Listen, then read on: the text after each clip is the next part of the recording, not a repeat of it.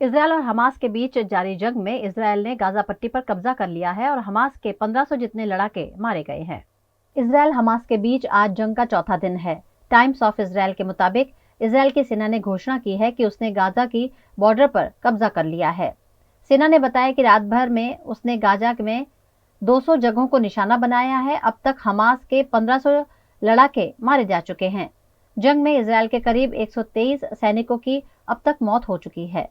दूसरी तरफ हमास के हमलों में थाईलैंड के अब तक 18 नागरिकों की मौत हो चुकी है। सोमवार को इसराइल के रक्षा मंत्री ने पूरी गाजा पट्टी पर कब्जे का आदेश दिया था। इसके बाद रात भर इसराइल ने गाजा पर हमले किए। जवाब में हमास ने धमकी दी है कि वो इसराइल से पकड़े करीब 150 बंधकों की हत्या कर देंगे। दूसरी तरफ जंग के बीच इसराइल के प्रधानमंत्री बेंजामिन नेतन्याहू ने कहा कि हमास ने हम पर हमला करके सबसे बड़ी गलती की है। हम इसकी ऐसी कीमत वसूलेंगे जिसे हमास और इसराइल के बाकी दुश्मनों की पीढ़ियां दशकों तक याद रखेंगी। नेतन्याहू ने इस पर कहा कि हम युद्ध नहीं चाहते थे, हम पर बहुत क्रूर तरीके से ये थोपा गया। हमने भले ही युद्ध शुरू नहीं किया, लेकिन इसका अंत हम ही करेंगे। इसराइल सिर्फ अपने लोगों के लिए नहीं, बल्कि बर्बरता के खिलाफ खड़े हर देश के लिए लड़ रहा है। नवरात्रि में अब चंद दिन ही बचे हैं। इसी बीच गुजरात के स्वास्थ्य मंत्रालय ने आयोजकों के लिए विशेष गाइडलाइन का ऐलान किया है, जिस पर गुजरात के स्वास्थ्य मंत्री ऋषिकेश पटेल ने जानकारी दी। गुजरातनी अंदर नवरात्रि महोत्सव એ ગુજરાતીઓ માટે અતિ પ્રિય એક શક્તિનો મહિમા સાથેનો કાર્યક્રમ થતો હોય છે। દર વર્ષની માફક આ વર્ષે પણ ખૂબ સારા પ્રમાણમાં નવરાત્રિ ધૂમધામથી ઉજવવા માટે ગુજરાત આતુર છે અને તૈયાર પણ છે। પરંતુ આ વખતે ખાસ આદરણીય ભૂપેન્દ્રભાઈ પટેલના નેતૃત્વવાળી સરકારે નક્કી કર્યું છે, જ્યાં આગળ ખાસ મોટી નવરાત્રિઓ થતી હોય, નગરપાલિકાઓ અને કોર્પોરેશન આ તમામ જગ્યા ઉપર રાજ્ય સરકાર દ્વારા એના આરોગ્ય વ્યવસ્થાઓ જે છે, આરોગ્ય મોડલમાં CHC, PHC, sub district hospital અને જેટલી પણ વ્યવસ્થા છે અને એમ્બ્યુલન્સ સાથે 108 સાથે દરેક જગ્યા ઉપર જ્યાં આગળ પરમિશન લઈ અને ગરબા થતા હશે પોતાની પણ વ્યવસ્થા હશે અને સાથે જે પણ કોઈ આયોજકો હોય એમને પણ પોતે ફરજિયાત આ બાબતની એમને ખાતરી આપવાની કે પોતે આ જે આયોજન કરી રહ્યા છે એ આયોજનમાં આરોગ્યની વ્યવસ્થાઓ પણ એ કરી રહ્યા છે। આ પ્રકારની વ્યવસ્થા કરી છે અને એ કરવાનું મુખ્ય કારણ કે ઘણી વખતે BP, ડાયાબિટીસ, ક્યાંક એક્સિડન્ટ, ક્યાંક સ્નેક બાઇટ, કોઈ પણ કારણસર કંઈ નાના મોટા બનાવો બને તો તાત્કાલિક એ વ્યક્તિને સારવાર મળી રહે, આ માટેની પૂરેપૂરી વ્યવસ્થા માટેનો પરિપત્ર પણ સરકારે કર્યો છે અને એના ઉપર કીન ઓબ્ઝર્વેશન રાખી આ 9 દિવસ સુધી ક્યાં આગળ જ્યાં મંજૂરી મળી છે ત્યાં આગળ પોતાની વ્યવસ્થા, પાર્ટી પ્લોટના આયોજકોની વ્યવસ્થા, સરકારની વ્યવસ્થા અને તમામ જગ્યાએ એમ્બ્યુલન્સ અને 108ની વ્યવસ્થાઓ, ડૉક્ટરો અને નર્સિંગ સ્ટાફ સહિતની આપણે રાખેલી છે। गुजरात के वडोदरा शहर में वाइब्रेंट गुजरात वाइब्रेंट वडोदरा कार्यक्रम का आयोजन किया गया, जिसमें गुजरात के गृह राज्य मंत्री हर्ष संघवी शामिल हुए। Vibrant Gujarat global Gujarat summit का 10वां चरण जनवरी में गांधीनगर में आयोजित होने वाला है। इसी के तहत राज्य सरकार द्वारा 33 जिले और 4 महानगर पालिका में वाइब्रेंट गुजरात वाइब्रेंट जिला थीम के अंतर्गत कार्यक्रमों के आयोजन हो रहे हैं। वडोदरा में आजवा रोड पर पंडित दीनदयाल उपाध्याय नगर गृह में जिला प्रभारी और गृह राज्य मंत्री हर्ष संघवी की उपस्थिति में वाइब्रेंट गुजरात वाइब्रेंट वडोदरा कार्यक्रम आयोजित किया गया। इस मौके पर आयोजित प्रदर्शनी का गृह राज्य मंत्री हर्ष संघवी के हाथों लोकार्पण किया गया।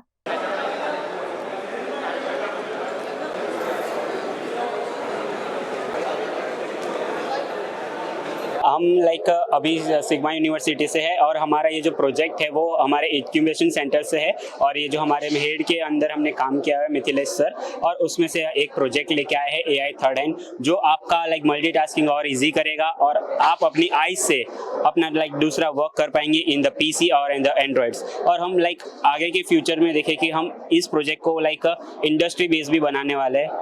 और यहाँ पे हैंड गेस्चर कंट्रोल भी है, जिससे आप हैंड गेस्चर से आप अपनी प्रेजेंटेशन को कंट्रोल कर पाएंगे। और भी AI टेक्नोलॉजी यूज की हुई है जो अभी तक हमारे कंपटीटर्स में अभी तक हमने कोई देखा नहीं है, बट इन फ्यूचर लाइक हो सकता है। और आई गेस आपको देखना चाहिए कि कैसे बनाया है हमने। आज रोज वाइब्रન્ટ गुजरात वाइब्रન્ટ वडोदरा ઇનિશિયેટિવ હેઠળ જે કાર્યક્રમ યોજવામાં આવ્યો હતો ત્યાં અમે વિદ્યાર્થીઓ ઉદ્યોગ સાહસિકો સુધી માહિતી પહોંચે કે સરકાર અને યુનિવર્સિટી કેવી રીતે એ સ્ટાર્ટઅપ માટે સહાયરૂપ બની શકે એ હેતુસર અમે એક સ્ટોલનો પ્લાન કર્યો હતો અને આ સ્ટોલ ખાતેથી અમે વિગતો આપી રહ્યા છીએ કે તમે વિવિધ ગવર્મેન્ટ યોજનાઓનો લાભ કેવી રીતે લઈ શકો તેમજ સક્સેસફુલ સ્ટાર્ટઅપ્સ દ્વારા એ કનેક્ટથી તમે પોતાના વ્યવસાયને કેવી રીતે વિકસાવી શકો એની સમજ અમે આપી હતી। इस कार्यक्रम में बायर सेलर मीट, औद्योगिक इकाइयों की समस्या के निवारण के लिए ओपन हाउस समेत विभिन्न 8 जितने सेमिनार का आयोजन किया गया है, जिसमें उद्योग साहसिकता पर चर्चा सत्र, zero defect and zero effect, सूक्ष्म उद्योगों पर सेमिनार, बैंकों के साथ credit leakage, business financing, PM Vishwakarma योजना, निकास प्रोत्साहन और विदेश व्यापार, प्लास्टिक एक्सपोर्ट जैसे कई विषयों पर विभिन्न वित्तीय संस्था, बैंकिंग अग्रणी और विशेषज्ञ चिंतन, मनन और मंथन करेंगे। વાઇબ્રન્ટ ગુજરાત વાઇબ્રન્ટ ડિસ્ટ્રિક્ટ એટલે કે દરેક જિલ્લાઓમાં આ જ પ્રકારે નાના નાના કાર્યક્રમ થકી વાઇબ્રન્ટ ગુજરાતનો જે વિકાસ છે એ ગુજરાતના તમામ જિલ્લાઓ સુધી કઈ રીતે પહોંચે અને એ જિલ્લામાં જે મહત્વનું પ્રોડક્શન છે જેમ કે વડોદરામાં ઓડીઓપી એટલે વન ડિસ્ટ્રિક્ટ વન પ્રોડક્ટમાં આપણે પેરાસિટામોલને આપણું વન ડિસ્ટ્રિક્ટ વન પ્રોજેક્ટમાં લીધેલું છે। એ જ રીતે આ બધા જ મહાનગરોના વિકાસ જોડે જોડે ડાંગ હોય કે બનાસકાંઠાનો છેવાડાના દાતા તાલુકા હોય કે દેવભૂમિ દ્વારકામાં કોઈક નાનું ગામડું હોય, આ તમામ દિશાઓમાં ત્યાંના વ્યવહારે, ત્યાંના સ્વભાવે, ત્યાંના અવેલેબલ કારીગરીને આપણે કઈ રીતે કામગીરી આપી શકીએ તે માટે આ વર્ષે એક નવો પ્રયાસ વાઇબ્રન્ટ ડિસ્ટ્રિક્ટનો કરવામાં આવ્યો છે। એના અંતર્ગત આજે વડોદરાના આ કાર્યક્રમનું આયોજન કરવામાં આવ્યું છે। वाइब्रेंट गुजरात वाइब्रेंट वडोदरा के उद्घाटन समारोह में वडोदरा की मेयर पिंकी सोनी, मुख्य दंडक बालकृष्ण शुक्ल, सांसद रंजनबेन भट्ट, विधायक योगेश पटेल, चैतन्य Desai, Chaitanya Singh Jhala, municipal commissioner Dilip Rana, collector Atul Gaur, जिला विकास अधिकारी ममता हीरपरा समेत के अग्रणी कई संस्थाएं और उद्योगपति शामिल हुए। આ પ્રી વાઇબ્રન્ટ ઇવેન્ટમાં આજે લગભગ 5359 કરોડ રૂપિયાના MOU ઇન્ડસ્ટ્રીઝ અને મ્યુનિસિપલ કોર્પોરેશન સાથે કરવામાં આવ્યા છે।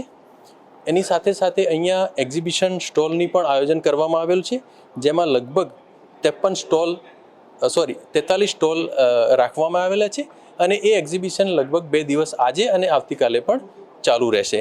बड़ौदा में वाइब्रेंट गुजरात वाइब्रेंट बड़ौदा करके जो कॉन्फ्रेंस हुआ, उस कॉन्फ्रेंस में हम लोगों ने पार्टिसिपेट किया था। हम लोगों ने grace medical service private limited जो ग्रेस लेबोरेटरी फर्म नाम से हम लोग चला रहे, उसमें आने वाले 5 वर्ष में करीब 45 करोड़ का हम लोग इंफ्रास्ट्रक्चर डेवलप करने वाले हैं, जो बड़ौदा पान गुजरात पान इंडिया होगा और उसके द्वारा करीब 5000 लोगों को डायरेक्ट इनडायरेक्ट वे में रोजगार मिलेगा।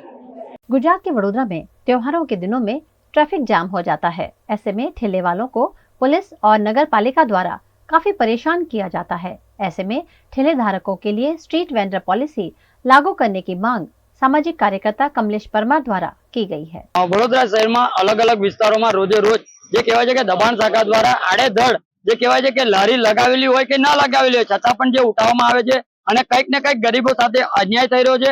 બીજી બાબત એ છે કે સ્વનિધિ યોજના હેઠળ જ્યારે વડોદરા શહેરની અંદર અલગ અલગ વિસ્તારોમાં રોજે રોજ જે કહેવાય છે કે જે લોન આપવામાં આવે છે, પરંતુ હાલમાં તમે જોઈ શકો છો કે લારી ધારકો હાલમાં બેરોજગાર બન્યા છે, પરિવારનું ગુજરાન કેવી રીતે ચલાવે। એટલે મ્યુનિસિપલ કમિશનર સાહેબને એક અમે આવેદન પત્ર આપવા માટે આવ્યા છે કે જો લારી ધારકોને લારી લગાવવા માટેની પરમિશન ન આપી હોય તો દારૂ વેચવાની, અછોડા તોડવાની કે અન્ય ગુનાહિત કાવતરા કરવાની પરમિશન આપવામાં આવે, જેથી કરીને વડોદરા શહેરની અંદર એમનું પોતાનું અને પોતાના પરિવારનું ભરણ પોષણ કરી શકે। કારણ કે અવારનવાર આત્મહત્યાના પ્રમાણો વધી રહ્યા છે, સાથે અલગ અલગ ગુનાહિત કાર્ય વધી રહ્યા છે।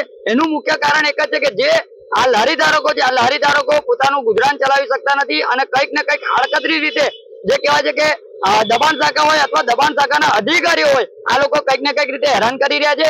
એના માટે આજે મ્યુનિસિપલ કમિશનર સાહેબનું ધ્યાન દોરવાનો પ્રયત્ન કર્યો છે અને આવનારા દિવસોમાં જો કદાચ આ વાતને ધ્યાને લઈને તાત્કાલિક નિરાકરણ નહીં લાવવામાં આવે તો ચોક્કસથી અમે લોકો ઉગ્રમાં ઉગ્ર આંદોलन કરીશું. તેની સંપૂર્ણ જવાબદારી જે તે जवाबदार व्यक्ति से नहीं रह सकती।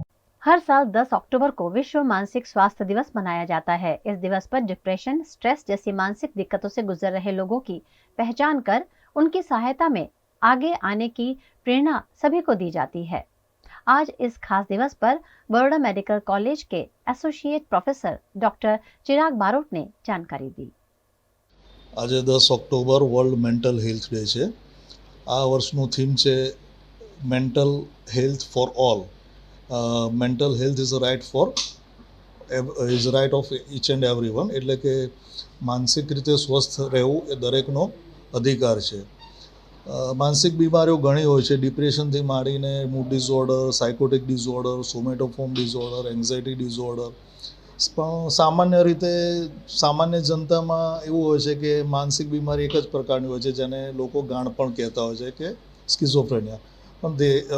પરંતુ માનસિક બીમારીઓ ઘણા પ્રકારની હોય છે। આશરે 250 થી 300 જેટલી માનસિક બીમારીઓ છે।